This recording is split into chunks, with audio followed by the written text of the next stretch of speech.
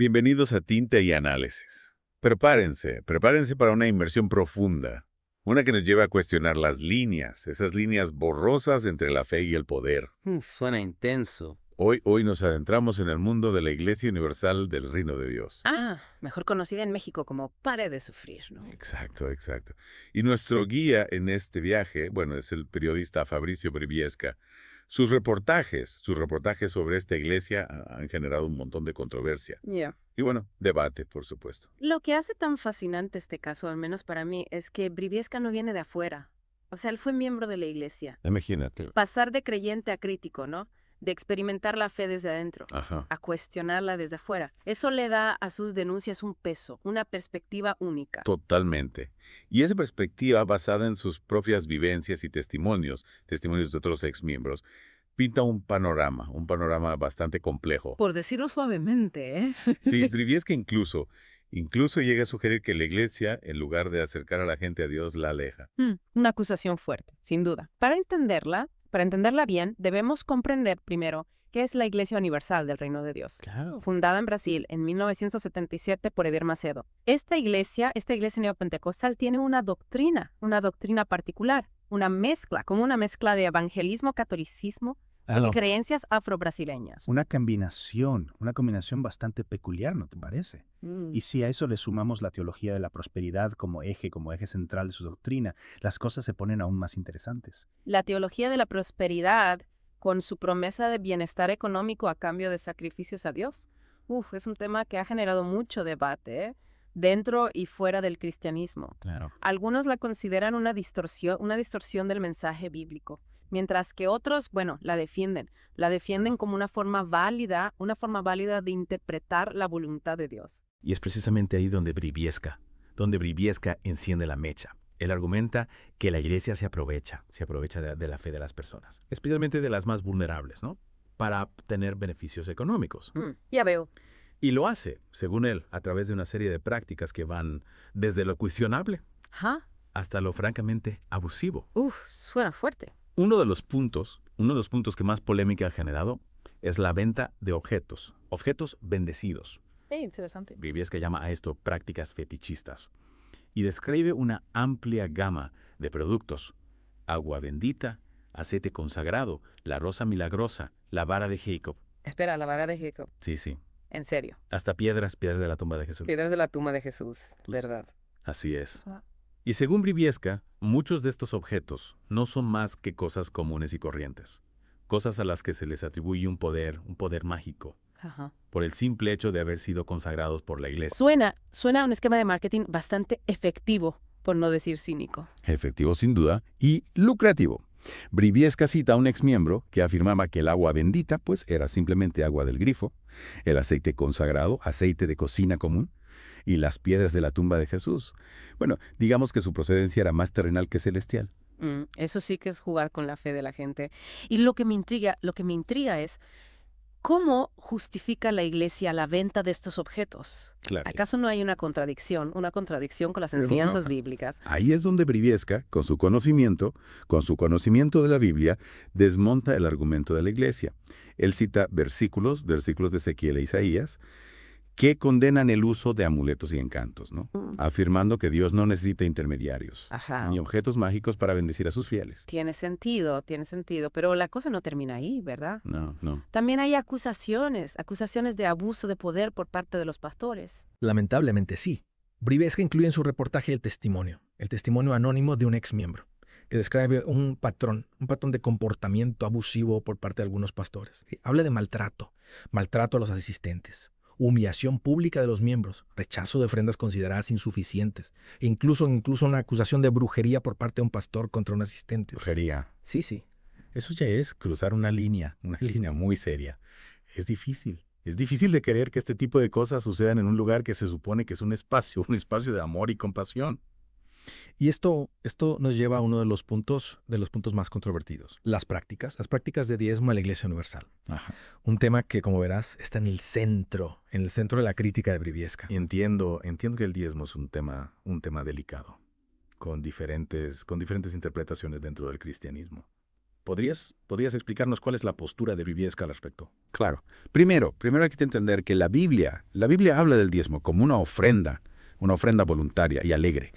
Una forma de agradecer a Dios por sus bendiciones. Pues sí. Pero lo que Briviesca observa en la Iglesia Universal es una versión distorsionada de este principio. Para empezar, la frecuencia con la que se pide el diezmo durante los servicios es abrumadora. 4 veces. 4 veces. Sí, antes del servicio, en un intermedio. No me digas. Y al final, como si no fuera suficiente con una sola oportunidad para agradecer a Dios por su generosidad. Suena más a una estrategia de marketing que a una práctica religiosa genuina. Y lo que es peor, no se trata de una sugerencia sutil. Briviesca describe cómo se presiona a los miembros para que den cantidades específicas de dinero, empezando por cifras altas, y luego bajando gradualmente. Es como si estuvieran subastando la bendición divina. Qué fuerte. Eso ya roza con la manipulación emocional. Sí. Y la extorsión. Exactamente. Y Briviesca no duda en llamar esto extorsión espiritual. Una práctica que se aprovecha del miedo y la necesidad de la gente para que den dinero a cambio de favores divinos o protección contra el mal. ¿Y podrías darnos un ejemplo concreto de cómo funciona esta extorsión espiritual en la práctica? Imagina que alguien llega a la iglesia con un problema grave, una enfermedad, una crisis familiar. Los pastores oran por esa persona. Ajá.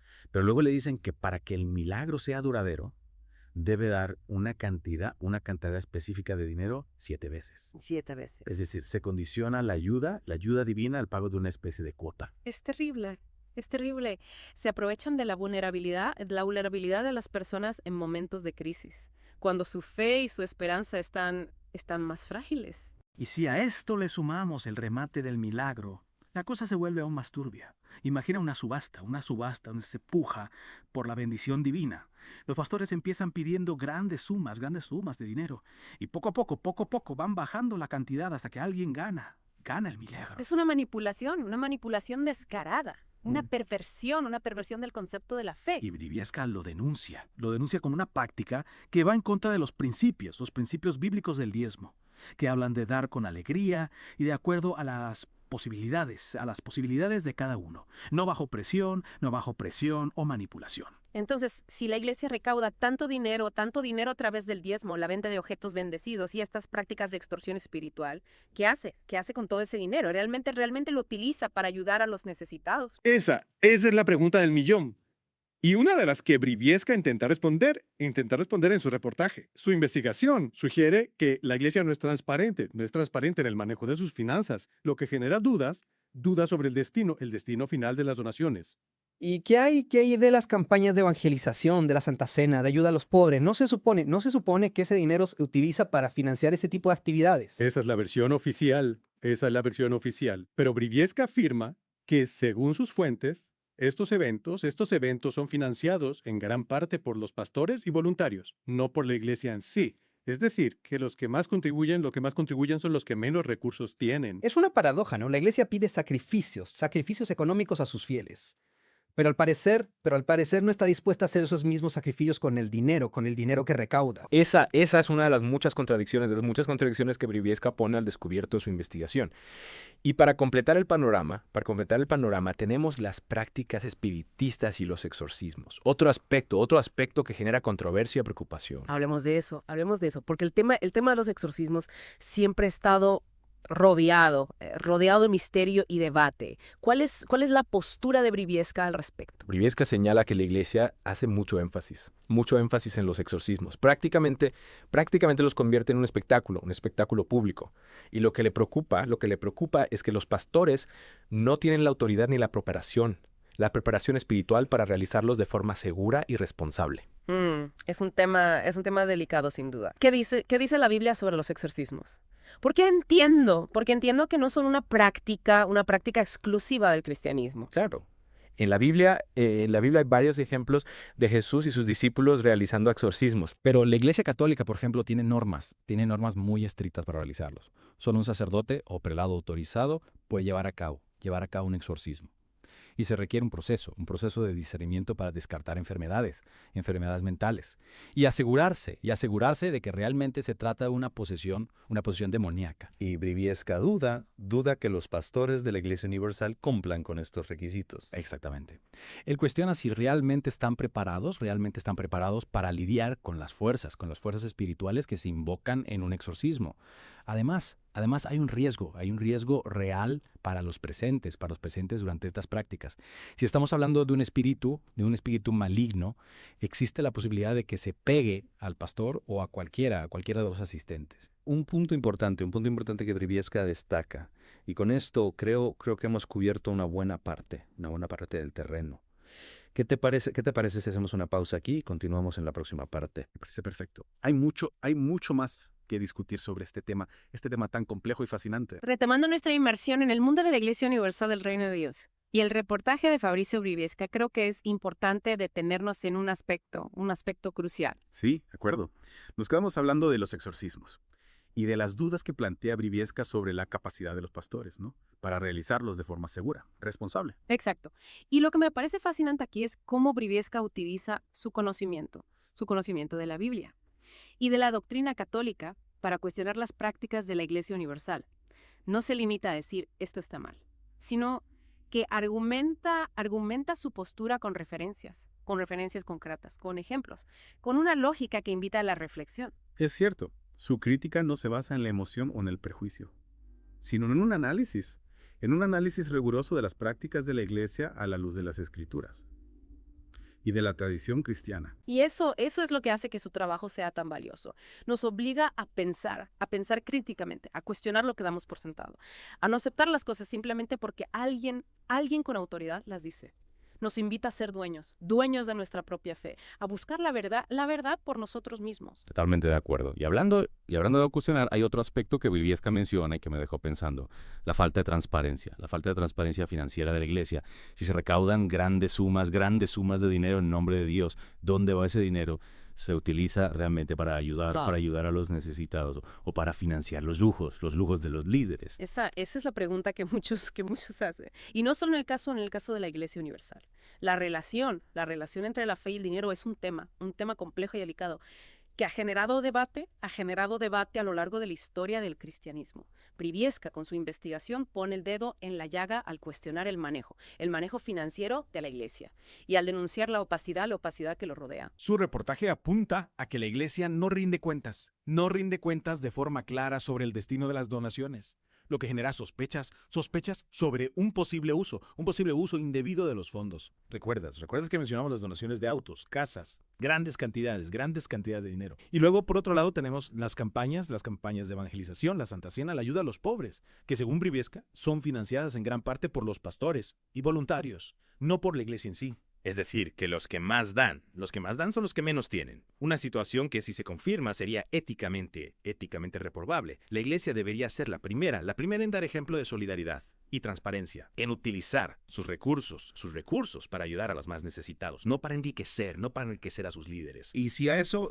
le sumamos la presión constante por el diezmo, la venta de objetos bendecidos, los exorcismos públicos, el panorama que pinta Briviesca es bastante preocupante. Sin duda.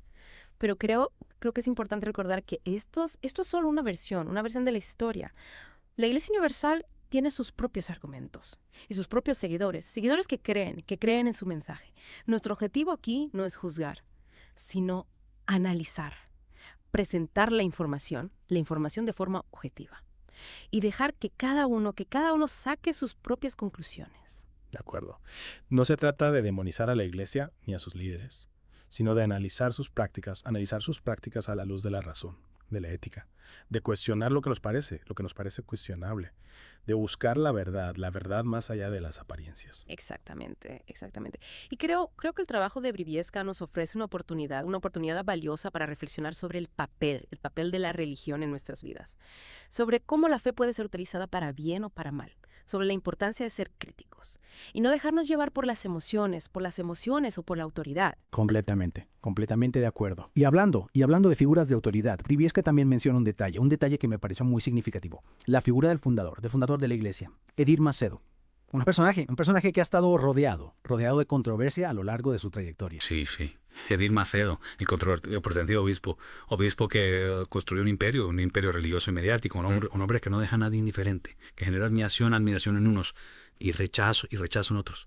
Briviesca en su reportaje no duda en cuestionar su figura, en presentarlo como un personaje ambicioso y pragmático, que ha utilizado la religión como herramienta de poder. Briviesca incluso llega a usar la metáfora del lobo con piel de oveja para describirlo, lo que nos da una idea de la dureza de su crítica.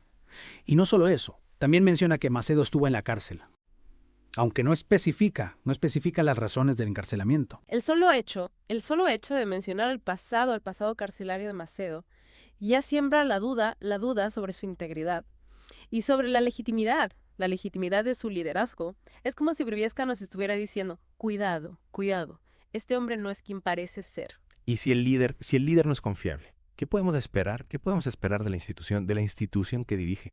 Esa es la pregunta que nos deja Briviesca, ¿no? ¿Es la Iglesia Universal una auténtica institución religiosa? ¿O una empresa que explota la fe para obtener beneficios económicos y poder?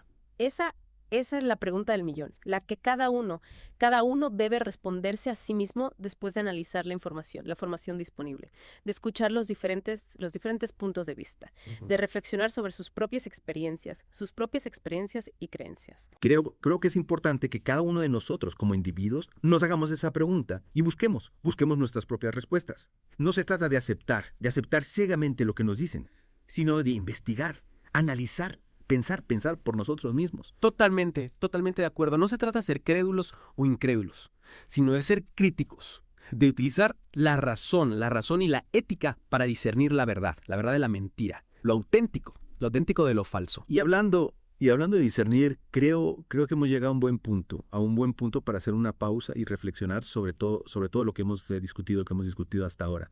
¿Te parece si continuamos en la próxima parte? Me parece perfecto. Aún quedan algunos aspectos interesantes que analizar sobre este tema tan complejo y revelador. Retomando nuestra inversión en el mundo de la Iglesia Universal del Reino de Dios y las investigaciones de Fabrizio Briviesca. Me gustaría destacar un aspecto que a veces pasa desapercibido, pero que considero fundamental. ¿A qué te refieres? Algo que no hayamos tocado todavía. Hablamos de la mezcla de elementos doctrinales que caracterizan esta iglesia. Recuerda que al principio mencionamos que se autodefine como neopentecostal, pero incorpora elementos del catolicismo. Yeah. Incluso de cultos afrobrasileños. Sí, es cierto. Es como un cóctel, ¿no? Un cóctel religioso. Y eso no genera contradicciones o confusiones entre los fieles. Esa es precisamente la cuestión. Briviesca parece sugerir que esta mezcla de elementos doctrinales, en lugar de enriquecer la experiencia religiosa, puede ser utilizada para manipular a los fieles. Se les presenta un mensaje fragmentado, adaptado a sus necesidades e inquietudes, sin una base sólida en la doctrina cristiana. Es decir, que se les da lo que quieren oír, no lo que realmente necesitan. En cierto modo sí. Y eso nos lleva a una pregunta fundamental. ¿Cuál es el objetivo real de la Iglesia Universal del Reino de Dios? ¿Es realmente guiar a las personas hacia Dios? ¿O se trata de un negocio lucrativo disfrazado de religión? Esa es la pregunta del millón, ¿no? Y creo que Briviesca, a través de su investigación, nos invita a reflexionar sobre ella. Sin duda. Y creo que es importante destacar que Briviesca no se limita a criticar la Iglesia Universal. También nos ofrece herramientas para analizar otras instituciones religiosas, para no dejarnos engañar por las apariencias, para discernir entre la auténtica fe y la manipulación. Completamente de acuerdo. Al final lo que Briviesca nos propone es una actitud crítica y reflexiva ante cualquier forma de poder, ya sea político, económico o religioso. Y creo que esa es la gran enseñanza que podemos extraer de este caso. No se trata de demonizar a la Iglesia Universal, sino de aprender a cuestionar, a no dar nada por sentado, a buscar la verdad por nosotros mismos. Y hablando de buscar la verdad, creo que hemos llegado al final de nuestro viaje por el mundo de la Iglesia Universal del Reino de Dios. Al menos por ahora. Ha sido un viaje fascinante, sin duda. Yeah. Y espero que haya servido para despertar la curiosidad de nuestros oyentes, para invitarlos a seguir investigando. A no conformarse con las respuestas fáciles. Exacto, porque al final el conocimiento es poder. Y en un mundo donde abunda la información, es más importante que nunca saber discernir, analizar, pensar por nosotros mismos. Así es. Y hasta aquí nuestra inmersión en el reportaje de Fabricio Briviesca sobre la Iglesia Universal del Reino de Dios. Gracias por acompañarnos en Tinta y Análisis.